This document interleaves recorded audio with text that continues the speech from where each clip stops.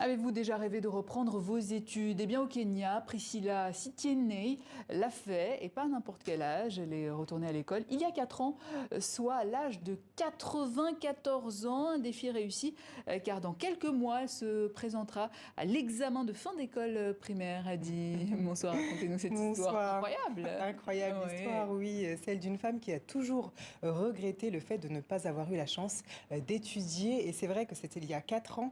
Regardez, elle se prépare depuis 4 ans donc, à passer son diplôme. Elle a 98 ans aujourd'hui, mais elle a un très beau parcours derrière elle. Elle est mère de 3 enfants. Elle a exercé pendant 75 ans le métier de sage-femme. Et si elle souhaite aujourd'hui retourner à l'école, Lydia, c'est parce qu'elle a un but. Elle veut devenir médecin.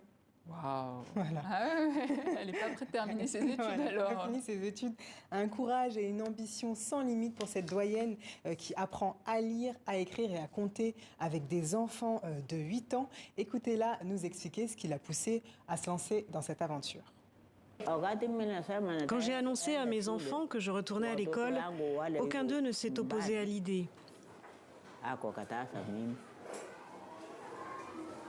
Leur seul souci était de savoir comment j'allais me débrouiller pour lire mes livres.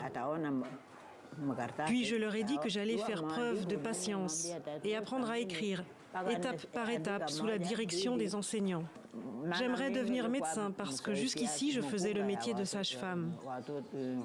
Je l'ai nominée surveillante de classe pour mettre la main sur les bavards en classe. Elle gère bien cette mission car quand je sors, la classe reste silencieuse.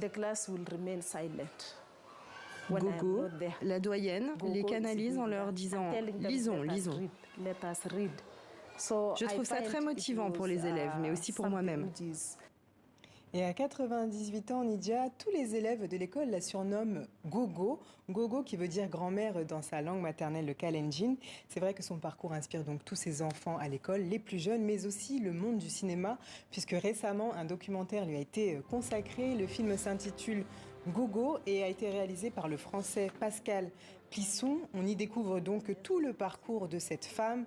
On apprend également qu'elle a 54 arrière-petits-enfants et que si elle a décidé aujourd'hui de retourner à l'école, c'est aussi bien sûr pour inspirer la jeune génération sur l'importance de suivre des études quand on a la chance surtout de pouvoir le faire. Ouais, elle est trop mimi en plus. Ouais.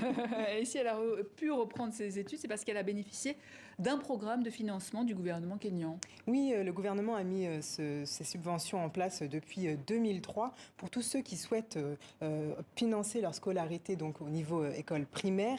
Et c'est à cette occasion que la grand-mère a sauté le pas pour retourner à l'école. Et ça a bien fonctionné parce qu'elle s'est très bien intégrée à la vie scolaire. Regardez dans ces images, c'est elle qu'on voit tête rasée dans la cour de récréation avec ses camarades. Et vous voyez, elle fait très naturellement à son rythme le parcours.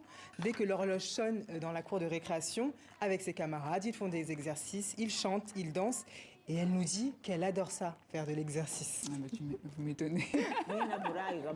Je suis heureuse lorsque j'interagis avec les enfants, car cela me permet de rester en forme. Je peux sauter partout. Et même si ce n'est pas autant qu'eux, au moins je bouge un peu mon corps. Et c'est là ma joie.